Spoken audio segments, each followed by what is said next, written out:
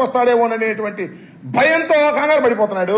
ఇవాళ అదే కనిపించింది మొత్తం టోటల్గా అనే విషయాన్ని మీకు మీ ద్వారా ప్రజలకు చెప్పాలనే ఉద్దేశంతోనే ఈరోజు ఈ సమావేశాన్ని ఏర్పాటు చేయడం జరిగిందని ఈ సందర్భంగా నేను చెప్పదలుచుకున్నాను. మళ్ళీ అంటాడు అరుంధతి సినిమా గురించి చెప్తున్నాడు. నెగిటివ్ స్టోరీలో అమ్మ డైలాగ్ చెప్పు అన్నాడు. ఒక ఆమె డైలాగ్ చెప్పింది. ఏం చెప్పి దాని నెగిటివ్లో కూడా పాజిటివ్ ఏంటో డైలాగు, వదలబొమ్మాలి వదలబొమ్మాలి నిన్ను మళ్ళా వస్తా అని చెప్పింది ఆమె. జగన్మోహన్ రెడ్డి గారు భూతంగా చిత్రీకరించి ఆమె చెబుతుంది మళ్ళా వస్తా అని. అర్థమైపోయింది. ఆయన భూతం అని చెప్పినా ఆయన దృష్టిలో భూతమైనా మళ్ళా భూతం మళ్ళా వస్తుందంట. అంటే జగన్మోహన్ రెడ్డి మళ్ళా వస్తాడు అని ఆ డయాస్ మీద చెప్పేశాడు. ఇది ఉన్నటువంటి పరిస్థితి. అన్ని పచ్చి అబద్దాలు చెప్పేటటువంటి కార్యక్రమం చంద్రబాబు నాయుడు గారు చేస్తున్నారు. నిజంగా దురదృష్టం ఏంటంటే ఒక్కటి కూడా వాస్తవం చెప్పలేదు. నిరుద్యోగ వృత్తి గురించి మాట్లాడలేదు. అదేమంటే స్త్రీనిధి ఆ 1500 రూపాయలు నెలకిచ్చేయని కూడా P4 అప్పచెప్పాడంట. దాని గురించి చెప్తున్నాడు. అన్నిటికన్నా మించి మీతో ఒక విషయాన్ని ఇక్కడ నేను ప్రస్తావన చేయాలి. అదేంటి పోలవరం గురించి చాలాసేపు చెప్పాడు ఆయన.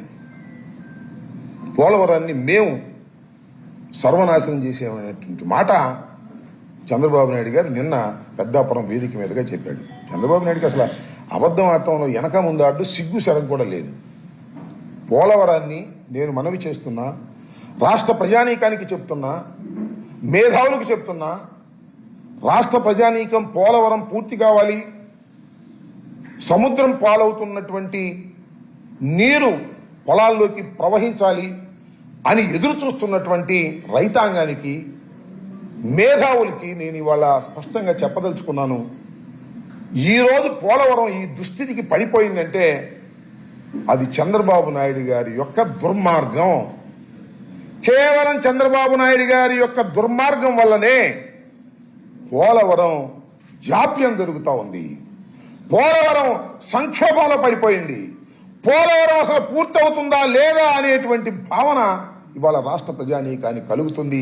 ఈ పాపానికి కారణం నారా చంద్రబాబు నాయుడు గారి యొక్క తెలివి తక్కువతనం వల్ల మాత్రమే ఇది జరిగిందనేది నేను చాలా స్పష్టంగా చెప్పదలుచుకున్నాను.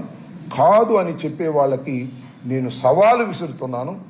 వారితో నేను చర్చించడానికి కూడా సిద్ధంగా ఉన్నాను.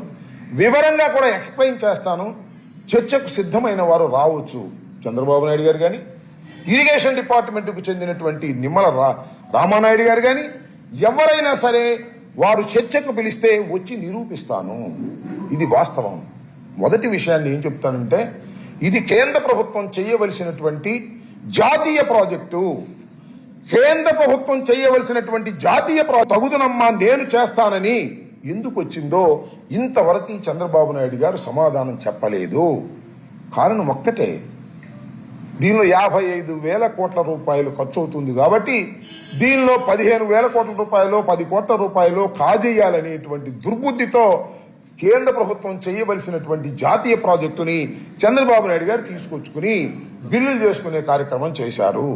మీరు గమనించవలసినటువంటి అంశం ఏమిటంటే ఈ సందర్భంగా చెప్పదలుచుకున్నాను, దీన్ని డయాఫ్రమ్ వాల్ మా వల్ల పోయిందని చెప్తున్నాడు. మీరందరూ కూడా వినాలి. చంద్రబాబు నాయుడు గారు నిన్న చెప్తున్నాడు డయాఫ్రమ్ వాల్ జగన్మోహన్ రెడ్డి గారి వల్ల కొట్టుకుపోయింది అని. అందరికీ మనవి చేస్తున్నా, డయాఫ్రమ్ వాల్ వేయవలసింది పూర్తిగా నది డైవర్ట్ అయిన తర్వాత, స్పిల్వే పూర్తయిన తర్వాత, కాఫర్ డ్యాములు 2 పూర్తయి స్పిల్వే కూడా పూర్తయి వరదొస్తే ఆ వరదంతా కూడా స్పిల్వే ద్వారా డైవర్ట్ అయిన తర్వాత కాఫర్ డ్యాములు వేయవలసినటువంటి పెద్ద మనిషి స్పిల్వే కంప్లీట్ కాకోకుండా, కాఫర్ డ్యాములు కంప్లీట్లు కాకోకుండా డయాఫ్రమ్ వాల్ వేసి వెళ్లిపోయారు. ఆ తర్వాత వరద వచ్చింది. స్పిల్వే గుండా వరద వెళ్లలేకపోయింది. డయాఫ్రమ్ వాల్కి అటు ఇటు వేయవలసినటువంటి కాఫర్ డ్యాములు పూర్తి చేయలేదు. పూర్తి చేసిన తరువాత మాత్రమే డయాఫ్రమ్ వాల్ వేయాలి. ఇది చంద్రబాబు నాయుడు గారికి తెలీదా? నిజంగా తెలియకపోతే ఆయన భగవంతుడే క్షమించాలి. పోనీ తెలిసి కూడా అబద్ధం చెప్తున్నావా? చెప్పని అడుగుతా ఉన్నా నారా చంద్రబాబు నాయుడు గారిని, ఈ రాష్ట్ర ముఖ్యమంత్రిని 14 సంవత్సరాలు ముఖ్యమంత్రిగా చేసి మళ్ళా 14 మాసాలు ముఖ్యమంత్రిగా చేస్తున్నటువంటి నారా చంద్రబాబు నాయుడు గారిని అడుగుతా ఉన్నా, అయ్యా నారా చంద్రబాబు నాయుడు గారు, స్పిల్వే పూర్తి కాకోకుండా, కాఫర్ డ్యాములు పూర్తి కాకోకుండా డయాఫ్రమ్ వాల్ 400 కోట్లు పెట్టి 480 కోట్లు పెట్టి డయాఫ్రమ్ వాల్ ఎందుకు వేశారు అని అడుగుతా ఉన్నా. ఇది మీరు చేసిన తప్పిదం. జగన్మోహన్ రెడ్డి గారి మీద నెట్టేస్తాడు, వైఎస్ఆర్ కాంగ్రెస్ పార్టీ మీద నెట్టేస్తాడు. మళ్ళా ఇవాళ 920 కోట్లు పెట్టి మళ్ళీ కొత్త డయాఫ్రమ్ వాల్ వేయవలసిన పరిస్థితి ఏర్పడింది అంటే బికాజ్ ఆఫ్ నారా చంద్రబాబు నాయుడు గారి యొక్క తెలివి తక్కువతనం వల్ల, అశ్రద్ధ వల్ల, డబ్బులు కాజేయాలనే దుర్బుద్ధి వల్ల చేయటం వల్ల మాత్రమే ఇలా జరిగిందనే విషయాన్ని మరొక్కసారి చెప్పదలుచుకున్నాను. ఆయన చెప్పుకుంటాను పోతాడు, దొరికిన చోటల్లా అబద్దాలన్నీ కూడా. జగన్మోహన్ రెడ్డి గారికి పేపర్ ఉంది అంటాడు, ఉంది, మనకేం చేసిద్ది? అన్ని పేపర్లు నువ్వు మేనేజ్ చేసుకుంటుంటే, నీ వాళ్ళతో పేపర్లు పెట్టుకుంటే, ఆంధ్రజ్యోతి, ఈనాడు, TV5, ABN ఎన్ని నీకు పుట్టినవి కాదా? సంతానం కాదా నీకు? నీ మీడియా సంతానం ఇది. ఎప్పుడు రాతలు రాస్తూనే ఉన్నారు. ఈ రాతలు కాక మళ్ళా దుష్ప్రచారం, మళ్ళా మేము దుష్ప్రచారం చేస్తున్నామంట. మా నోరెంత, మా పత్రిక ఎంత, మా వ్యవహారం ఎంత, నీకున్న నోరెంత, నీకున్న పత్రికలు ఎంత? మేము చెబుతున్నవి వాస్తవాలు కాబట్టి ప్రజల్లోకి వెళ్తున్నాయి కాబట్టి నీకు ప్రభ తగ్గుతా ఉంది. జగన్మోహన్ రెడ్డి గారి ప్రభ పెరుగుతా ఉంది. సింగపూర్ వాడు చెప్పినా, దావోస్ వాడు చెప్పినా, ఏ ఇండస్ట్రియలిస్ట్ చెప్పినా గుడ్డిగా చెప్పడు, సర్వేలు చేయించుకుంటాడు. ఎలా ఉంది 15 మాసాల్లో ఈ రాష్ట్ర ప్రభుత్వం? సర్వే రిపోర్ట్ తెప్పించుకుంటాడు, చదువుకుంటాడు. ఓహో, ఈ రాష్ట్ర ప్రభుత్వం అయిపోయింది దీని పని. 15 మాసాలకే ఈ రాష్ట్ర ప్రభుత్వం పనులు చేయలేదు, దూరం అయిపోయింది ప్రజలకి, ప్రజలు వ్యతిరేకం అయిపోయారు. కాబట్టి మళ్ళా ఈ ప్రభుత్వం రాదు కాబట్టి జగన్మోహన్ రెడ్డి గారు అధికారంలోకి వస్తాడు. కాబట్టి ఈ చంద్రబాబు నాయుడు చెప్పినట్టుగా ఈయన మనం పెట్టామంటే మళ్ళీ ఆ ప్రభుత్వం వస్తే ఏం డిసిషన్ తీసుకుంటుందో తూచి మేము రావు అనే మాట మాట్లాడుతున్నారు. Is clear. అది నువ్వే చెప్తున్నావు, మేం కాదు. ఇది ఎవరో చెప్పటలా, ఏ పత్రికలు చెప్పటలా. ఒక్కసారి చంద్రబాబు నాయుడు గారు ఉపన్యాసాలనే పరిస్థితి అర్థమైపోద్ది. కాకపోతే మమ్మల్ని దెయ్యం అంటున్నాడు, భూతం అంటున్నాడు కానీ జగన్మోహన్ రెడ్డి గారిని అలా చెప్పి ప్రజలను మభ్యపెట్టాలనుకుంటున్నాడు కానీ జగన్మోహన్ రెడ్డి గారిని మేము ఎంత తొక్కినా మళ్ళీ అధికారంలోకి వచ్చేస్తాడు అని క్లియర్ గా చెప్పేస్తున్నాడు చంద్రబాబు నాయుడు గారు. ఇది వెరీ క్లియర్. మీరు నిన్న మొత్తం ఉపన్యాసాన్ని ఆద్యాంత పరిశీలించండి. భయపడిపోతున్నాడు. మళ్ళా తిరిగి జగన్మోహన్ రెడ్డి గారు వచ్చేస్తున్నాడు, కానీ నేను పవన్ కళ్యాణ్ కలిసే ఉంటాం, నేను బీజేపీ కలిసే ఉంటాం అని చెప్పుకుంటున్నాడు.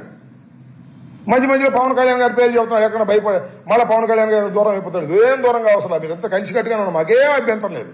ఇందాక చెప్పాను కదా, 49.37 మాకు వచ్చింది, నీకు వచ్చినప్పుడు 49.17, 39.17 వచ్చిన నువ్వే రివైవ్ అయితే మేందుకు రివైవ్ కావు అనేది సత్యమైన విషయం, నీకు తెలిసినటువంటి అంశం.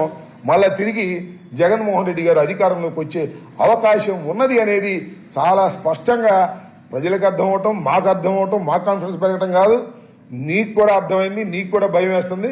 వెళ్ళిన చోటల్లా జగన్మోహన్ రెడ్డి గారి కథలన్నీ చెప్తున్నాడు. అసలు అపోజిషన్ ఉన్నవాడు ఏం చెప్పాలండి? మేము చెప్పాలి చంద్రబాబు నాయుడు గారి అవినీతి గురించి, చంద్రబాబు నాయుడు గారి గురించి మేము చెప్పుకోవాలా? పవర్లో ఉన్నవాడివి ఎన్ని చెప్పుకోవాలి? నువ్వేం చేస్తున్నావో చెప్పుకోవాలి, నీ ప్రభుత్వం ఏం చేస్తున్నావు చెప్పుకోవాలి. ఇవన్నీ మానేశాడు జగన్మోహన్ రెడ్డి గారు. దుర్మార్గుడు, అన్యాయస్తుడు, గులకరాయి, కోడికత్తి, అక్కడ ఏదో సింగయ్య టైరెక్కింది, సిబిఐ ఎంక్వైరీలో ఉందేమో మన వివేకానంద రెడ్డి గారి హత్య, ఇవన్నీ చెప్పుకొస్తున్నాడు. ఇవన్నీ ఎప్పుడు పాత కథలు కదా, నాకు అర్థం కాల. అవన్నీ ఎందుకు, నువ్వేం చేస్తున్నావు చెప్పు ప్రజలకి, అవి చెప్పలేడు. ఇక్కడ నుంచి అంటే తిరుపతి పంపిస్తానంట, మధ్యలో అన్న క్యాంటీన్ దగ్గర దిగి భోంచేయాలంట. ఎంతమంది భోంచేయాలి నాకు అర్థం కాల. అన్ని కట్టు కథలు చెప్పి మోసం చేసే ప్రయత్నం చేస్తున్నాడు. నేను చెప్పదలుచుకున్నది ఒక్కటే, చంద్రబాబు నాయుడు గారి గుండెల్లో గుబులు బయలుదేరింది. ఎక్కడికి వెళ్ళినా తిరిగి